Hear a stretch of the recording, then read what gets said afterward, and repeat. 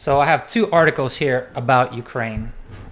Basically, one about the off ramp from the Atlantic, and Newsweek is talking to somebody that's in the Ukrainian government, predicting that the special operation or whatever you want to call it will end mid-May, because their logic is they'll run out of weapons, and unless China, tries to bail them out in some sort of way, they'll just be ground to a halt.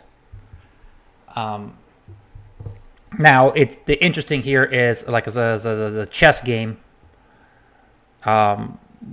What concessions can they get? Because as far as Russia goes, Russia took on heavy losses. It got sanctioned to hell. Their country is in the economy is screwed. So what can Putin get out of Ukraine? What can they concede without Ukraine? Well, one, Ukraine losing faith and basically making it seem that, oh, okay, anytime you want something, you can just invade, and you could just, basically like bargain that away from us at the point of the gun, so we can't show dictators or whatever. That's a good idea. About the other hand, yes, Putin needs to get away with, have something to take back to his people to see that was worth it. I think his demands were three demands as far as Ukraine can't join the NATO, it has to be neutral or any other alliance, and it wants that Crimea and the other two like breakaway regions. Ukraine, I think, is the longer the war goes on, the more Ukraine is bending on, well, okay, we might, you know what I mean, we might, it might be possible that we can sign NATO away, but we can't. There's no way we're giving up any of our territory, including the what's that, that port, Crimea, yeah. So I can't see that has to be a hard no for Russia, because it has the military, the ocean-based port there. So I can't possibly see them, just settling, just giving up that port, and then clearly it would look like Putin has lost if Russia controlled that area. But after the war, they gave it up just for a piece of paper saying Ukraine won't join NATO, even though, you can have a piece of paper that's saying Ukraine won't join NATO, but it's going to be flooded even more and more and more.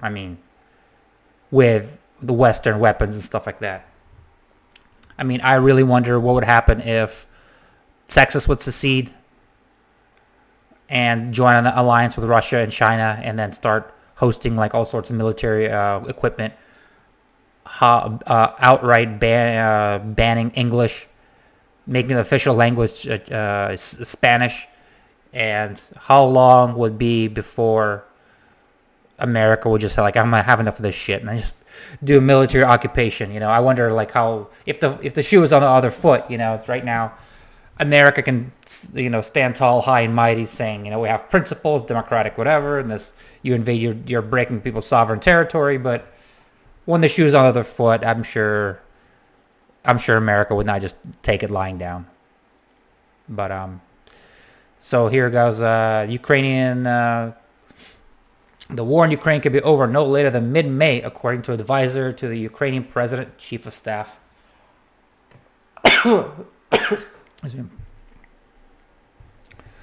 I think no later than early May, we should have a peace agreement. Maybe much earlier, we'll see. I'm talking about the latest possible dates. Can't predict the exact date. Well, obviously, he said that it will depend on the Kremlin's decision to forego its campaign in Ukraine, scramble to find enough resources to keep invasion of the country running. He says that there's a fork in the road. There'll either be a peace deal struck very quickly, within a week or two, or troop withdrawal and everything, or there will be an attempt to scrape together some Syrians for round two, and when we grind them to an agreement by mid-April or late April. Sertovich also said that Moscow might decide to send freshly trained conscripts to the war zone, but the government advisor said that even if these newly trained troops are sent over to Ukraine early May, the war would still end by mid-May. So he's confident about mid-May. I'm sure if Russia miscalculated and really was planning this campaign to only take 3 or 4 days before the government topples, that's crazy that they're able to just occupy the country for months on end without completely running out every single ammo or shell or gasoline. But unlike Iraq, I mean, the lucky thing is for Russians is that it's right on its border, so it could keep sending supplies. But I mean, I'm not sure exactly what Russia has, but I'm sure they weren't planning for such a long conflict. Now we have an article from The Atlantic saying, what type of off-ramp can Putin be offered? The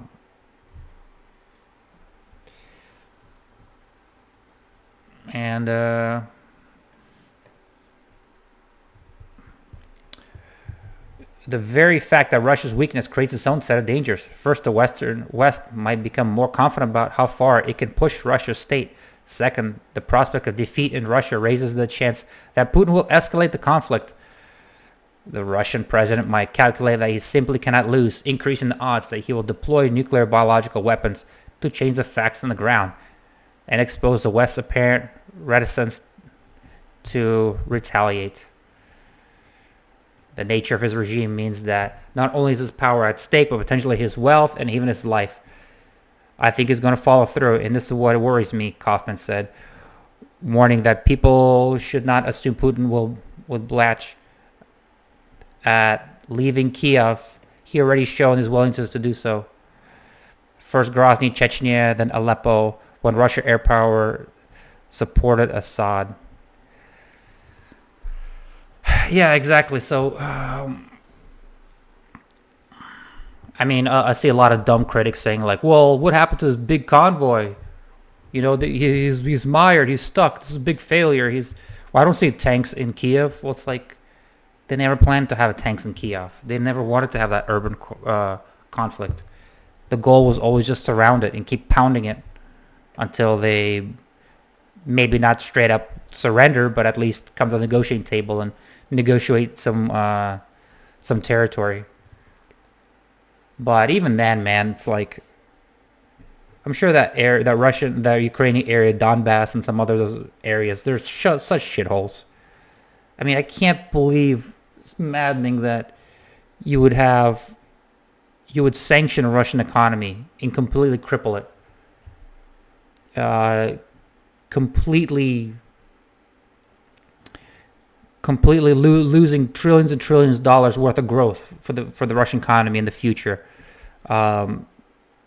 This is a compound thing. It's like if Russian economy like goes down by 50% or 25%, it does like a compounded thing over 30, 40 years. Russia could have been twice or 3 times as richer.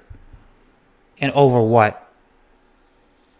So Putin can say that he expanded the empire, for a couple of those shitty cities in Ukraine. I mean, it's fucking ridiculous, but the difficulty comes with compromise that are not fair. Why should Ukraine not seek EU or NATO membership? Well, I'm sorry. If Texas broke away, it wouldn't be fair that, you know what I mean? Nothing in life is fair. If Texas broke away, it wouldn't be fair, but Texas would not be able to host Russian nuclear weapons. I'm sorry. Of course, he would not be bringing that up about fairness if they actually did that, you know.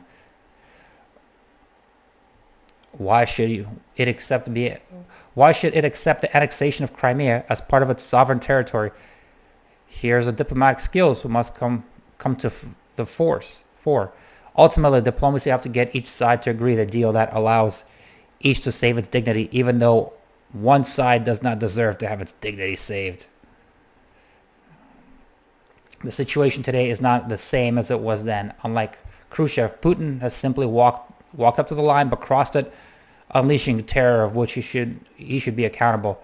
The horrible reality, though, is that the best option for the West might involve finding a way for him to not be held as accountable as he should be, but then never forget what he has done.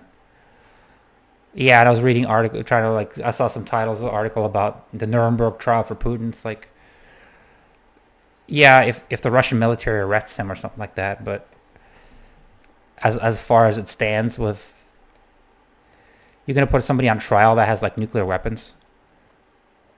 I mean, how is he gonna be arrested?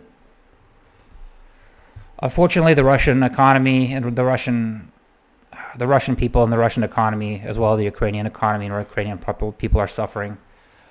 This is a war of attrition.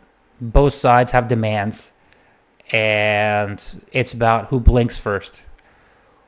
I'm sure as this war goes on, and this war is in the headlines, Americans and Europeans, this is going to be like reach a tipping point where they keep flooding it with weapons. Or, I mean, a war of attrition. Either Putin gets the bad news that, hey, we have a lot of defections. They took out a lot of our artillery. We are running out of ammo. Basically, we don't have the manpower to surround Kiev anymore and to just pound it to hell, to submission. At that point, I guess the Russians could take any kind of deal. But if they can take Kiev and surround it and pound it to submission, and the losses become really staggering, and the water and electricity is cut off, and the humanitarian crisis, maybe Ukraine is going to throw in the towel and say, fuck it, you can have Donbass and Crimea or whatever.